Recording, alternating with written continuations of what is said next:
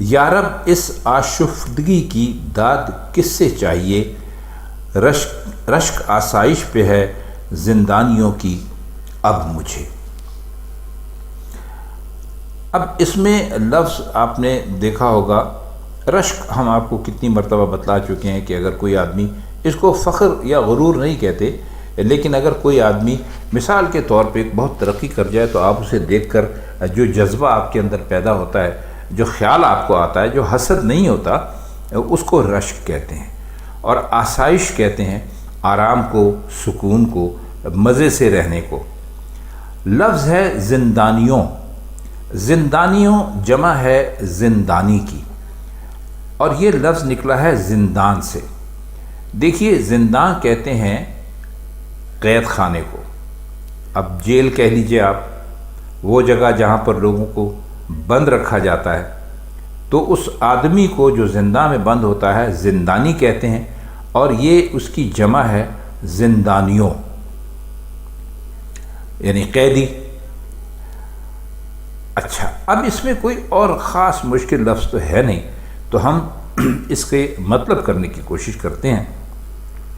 تو اس شعر میں بھی خدا سے مخاطب ہیں، کیونکہ پہلا لفظ ہی انہوں نے اس شعر کا لکھا ہے یا رب۔ تو فرماتے ہیں کہ اے خدا، یہ جو میری دیوانگی ہے، میرا پاگل پن ہے، اس کی میں داد کس سے چاہوں؟ اچھا، داد چاہنے کا مطلب ہوتا ہے شاباش لینا۔ تو کہتے ہیں کہ جب میں قید میں تھا تو یہ آرزو تھی کہ مجھے صحراؤں میں گھومنے پھرنے کا اور جنگلوں میں آنے جانے کا موقع ملے، اور اب جب کہ وہ آرزو پوری ہوئی ہے، یعنی میں کھل گیا ہوں، آزاد ہو گیا ہوں، تو اب مجھے اس بات پر رشک ہو رہا ہے، خیال آ رہا ہے کہ قیدی کتنے آرام میں رہتے ہیں۔ یعنی دیوانگی یہ کہ پہلی حالت پر اطمینان تھا، نہ دوسری حالت میں سکون کی کوئی صورت پیدا ہوئی، کبھی جنگلوں میں پھرنے کا شوق تھا، اب معلوم ہوا کہ جو لوگ جنگلوں میں پھرتے ہیں ان کے مقابلے میں وہ لوگ زیادہ آرام سے ہیں جو جیل خانے میں بند ہیں، اور اتنے زیادہ آرام میں ہیں کہ ان کی حالت پر مجھے رشک آتا ہے۔ تو سب پاگل پن کی باتیں، پاگل پن کی نشانی ہے کہ جب زندہ میں ہوتے ہیں تو چیختے پکارتے ہیں کہ بھائی مجھے جیل میں کیوں ڈال دیا، مجھے کیوں بند کر دیا، مجھے کیوں قیدی بنا لیا، مجھے کیوں بندی بنا لیا۔ اور جب وہاں سے چھوٹ جاتے ہیں اور جنگلوں اور صحراؤں میں جاتے ہیں تو وہاں پر پھر ایک اور شور مچاتے ہیں کہ یہ تو بھائی بہت تکلیف کی زندگی ہے، مجھے تو دوبارہ واپس پاگل خانے میں جانا ہے یا قید خانے میں جانا ہے۔ تو اسی کیفیت کا کچھ یہ شعر ہے جو مرزا غالب نے اس کو اس شعر کی حالت میں، یعنی اس حالت کو اپنی بیان کیا ہے۔ شعر نمبر 4 ہے، تباہ ہے مشتاق لذت ہائے حسرت کیا کروں، آرزو سے ہے شکست آرزو مطلب مجھے۔ اب اس میں پہلا لفظ تو ہے تباہ۔ تباہ کا مطلب ہوتا ہے رجحان، جی کا چاہنا۔ مشتاق کا مطلب ہوتا ہے جس کو شوق ہو۔ اب لفظ ہے لذت ہائے، یہ جمع ہے لذت کی۔ لذت کا آپ مطلب سمجھتے ہیں، لذت کا مطلب ہوتا ہے مزہ، بہت اچھا ذائقہ ہونا۔ شکست آرزو، آرزو کا ٹوٹنا، شکست آپ جانتے ہیں کہتے ہیں کسی بھی چیز کے ٹوٹ جانے کو۔ ایک شکست تو وہ بھی ہوتی ہے جسے انگریزی میں ڈیفیٹ کہتے ہیں، کم و بیش اس کے معنی بھی یہی ہیں۔ بہرحال شکست آرزو کا مطلب ہوتا ہے آرزو کا ٹوٹنا، یعنی آرزو کا پورا نہ ہونا۔ اور اس میں مطلب کا جو لفظ ہے تو اس شعر میں اس کا مطلب نہیں بلکہ آپ مطلوب لیں گے، یعنی وہ کہ جس کی آرزو ہے۔ تو فرماتے ہیں کہ میں کیا کروں، میری جو فطرت ہے، یعنی جو میری جو طبع ہے، وہ حسرت اور نام مرادی کی بہت شوقین ہے۔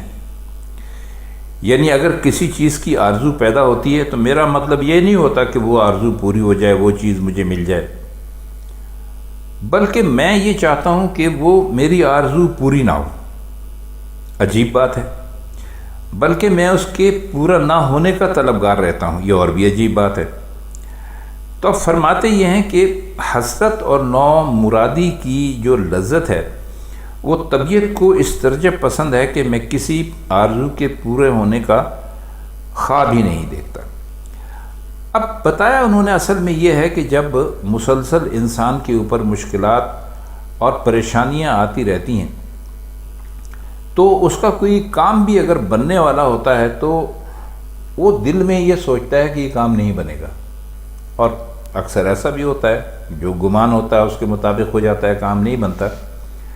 تو فرماتے یہ کہ میں تو ایک ایسا عجیب اور غریب آدمی، میری طبیعت ایسی غریب اور عجیب بن چکی ہے کہ اب میرا کوئی کام نہیں ہوتا تو مجھے اس میں مزہ آتا ہے، اور اس میں مجھے اتنا مزہ آتا ہے کہ جب میں کسی کام کو شروع کرتا ہوں یا میرا کوئی کام ہونے والا ہوتا ہے تو میری ایک اور آرزو پیدا ہو جاتی ہے کہ اللہ یہ میرا کام نہ ہو، کیونکہ کام ہو جانے سے مجھے اتنا لطف نہیں آتا جتنا کہ کام نہ ہونے سے مجھے لطف آتا ہے۔